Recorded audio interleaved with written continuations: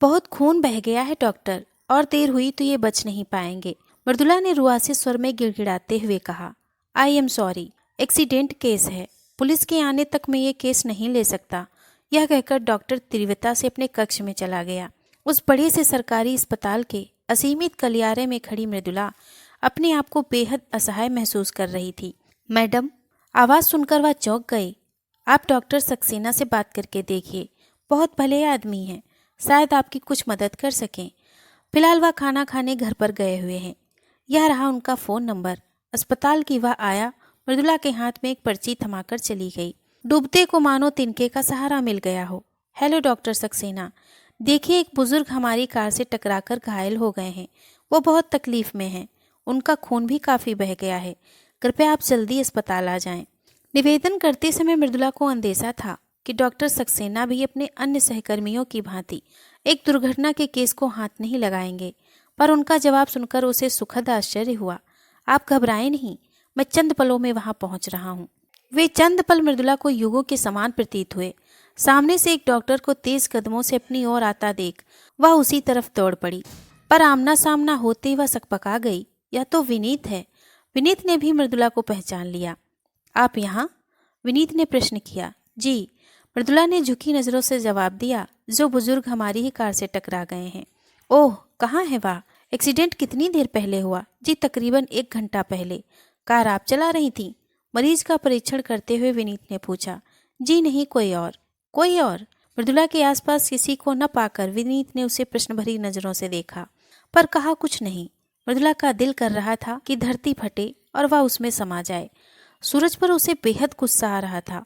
हवाई जहाज की तरह कार चलाता है, और आज तो पी भी रखी थी। न लाल बत्ती देखी, न सड़क पार करते उस बूढ़े को। उसके तो होश उड़ गए थे, मगर सूरज गुस्से से बिफर रहा था। डैम दिस ओल्ड मैन, जब चला नहीं जाता तो घर से निकलते ही क्यों हैं? उसके लाख कहने पर भी सूरज उस घायल बुजुर्ग को अस्पताल ले जाने को तैयार नहीं हुआ। डोंट बी एन इडियट, ऐसा तो रोज सड़कों पर होता है।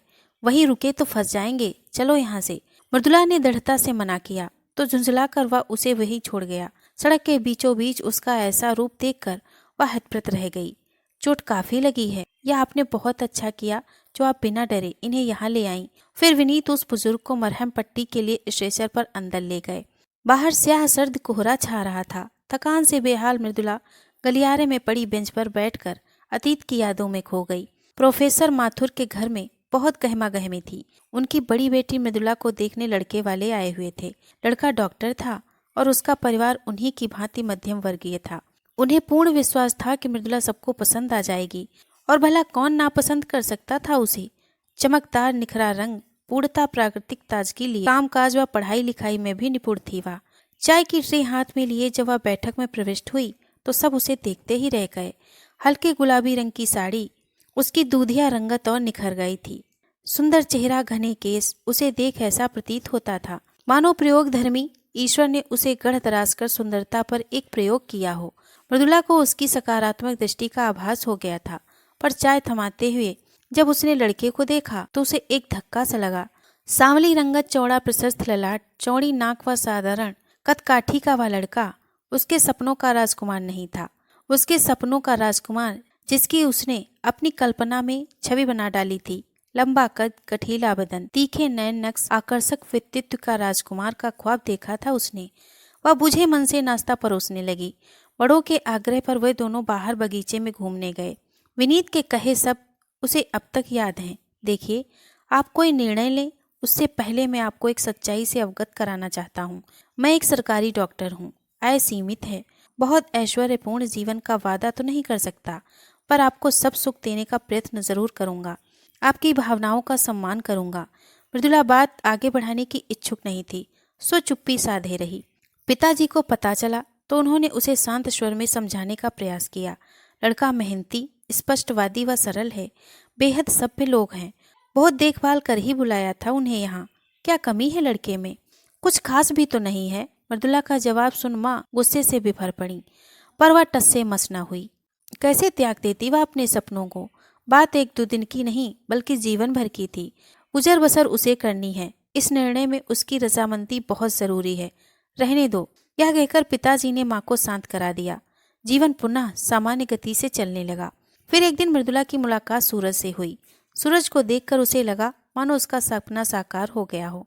राजकुमारों सी शकल सूरत और वैसा ही रहन सहन। पहली मुलाकात ही मृदुला को प्रभावित कर गई। गजब का आकर्षण था सूरज में। सूरज को भी अपनी ओर प्रशंसा भरी नजरों से देखते हुए वह सकुचा गई। कितनी अच्छी लगेगी उसकी और सूरज की जोड़ी। उसका मन सपने बुनने लगा और आज सूरज के आग्रह पर वह उससे मिलने गई। वह उसे शहर के नामी डिस्कोथेक ले गया। वहां की साज सज्जा और चमक दमक देख मृदुला की आंखें चुंधिया गईं। उसे यूं विस्मित देख सूरज को बेहद खुशी हो रही थी। सबको धन दौलत की चमक दमक से अचंभित कर देना उसे बहुत भाता था। जोरों से बजता पार्श्व संगीत, रंगीन रोशनियों में नहाए थिरकते बदन, शराब की गंध, मृदुला का दम घुटने लगा। पर उसकी मनोस्थिति में अनभिज्ञ सूरज बहुत जोश में था। वह शायद ऐसे माहौल का आदी था। शराब के नशे में सूरज के कदम डगमगाने लगे। आज उसकी आंखों में मृदुला को प्यार नहीं, वहसीपन नजर आया। वह सहम गई। उसके अंदर कुछ टूट सा गया, मानो उसके इंद्रधनुषी सपनों पर काली स्याही के छींटे पड़ गए हों। वापसी में सूरज कार बहुत तेजी से चला रहा था। उसने धीरे चलाने का अनुरोध किया तो वह ठिठाई से हंसते हुए बोला, ओपल एक्स्ट्रा है, कोई बैलगाड़ी नहीं। वैसे भी धीरे चलना, पीछे रह जाना मेरी फितरत में नहीं है। फिर तुम्हें भी थोड़े दिनों में आदत पड़ जाएगी। फिर एकाएक वह बूढ़ा सामने आ गया। वो अब बात करने की स्थिति में नहीं है। डॉक्टर विनीत की आवाज़ उसे वर्तमान में खींच लाई। मैंने उनके घर वालों को भी खबर कर दी है। आप परेशान न हो, मैं सब संभाल लूँगा। रात काफ़ी हो चुकी है, चलिए मैं आपको घर तक छोड़ देता हूँ। सारी रात मृदुला सो न सकी। रह रहकर विनीत का चेहरा आंखों के आगे घूमता रहा। तन्मयता से मरीजों को देखते हुए, उन्हें शांत स्वर में इलाज के बारे में बताते हुए, सच कितनी विनम्रता और धैर्य झलकता था उनके मुख पर। कितनी परिपक्व सोच थी उनकी, कितनी गहराई थी उनके चरित्र में, और कितना अपनापन था विनीत के व्यवहार में। सूरज के स्वार्थपूर्ण व्यवहार ने आज उसकी आंखें खोल दी थी। आज उसे एहसास हो रहा था कि इंसान के व्यवहार ही उसकी सुंदरता का सही मापदंड है। सुखी व शांतिपूर्ण दाम्पत्य जीवन के लिए जोड़ी का बहुत अच्छा दिखना ही काफी नहीं होता। आपसी सामंजस्य व विचारों का मेल सर्वाधिक आवश्यक होता है। काश कि उसने विनीत के शादी के प्रस्ताव को ठुकराने की मूर्खता न की होती। पर अब क्या हो सकता था। हालांकि विनीत ने बीती बातों पर कोई मलाल जाहिर नहीं किया था, पर अब वे उसे जीवन साथी के रूप में स्वीकार करेंगे, ऐसी आशा करना भी व्यर्थ था। खैर जो भी हो, अब उसने फैसला कर लिया था कि वह सूरज से शादी हरगिज नहीं करेगी। अगली सुबह मृदुला ने अस्पताल जाकर उस बुजुर्ग के परिवार से भी माफ़ी मांगी। उनके इलाज का खर्च देकर वह निकल ही रही थी कि विनीत से सामना हो गया। आप इतनी सुबह यहाँ? जी, मैं उन बुजुर्ग से मिलने आई थी। बहुत अच्छा किया आपने, विनीत ने उसे प्रशंसा भरी नज़रों से देखते हुए कहा। बहुत कम लोग अपनी गलती स्वीकार करने की हिम्मत रखते हैं। गलती मैंने कुछ समय पहले एक और की थी, पर उसके लिए मुझे आपसे माफ़ी मांगनी है, मृदुला ने धीमे स्वर में कहा। गलती कैसी? विनीत ने मुस्कुराते हुए कहा। हर इंसान को इतनी स्वतंत्रता तो होनी ही चाहिए कि वह अपनी जिंदगी के कुछ अहम फैसले खुद कर सके। शायद मैं नहीं, आप बहुत अच्छे हैं, मृदुला ने बात काटते हुए कहा। मैं ही आपको पहचान नहीं पाई। कुछ क्षण यूं ही बिना कुछ कहे बीत गए। फिर विनीत ने उसे निहारते हुए प्रश्न किया, और अब? मृदुला के चेहरे की सुर्ख रंगत से उसे जवाब मिल गया। अगर आपको ये कहानी पसंद आई हो तो प्लीज़ इसे लाइक और शेयर करें। अगर आप हमारे चैनल पर नए हैं तो प्लीज़ इसे सब्सक्राइब करें। धन्यवाद।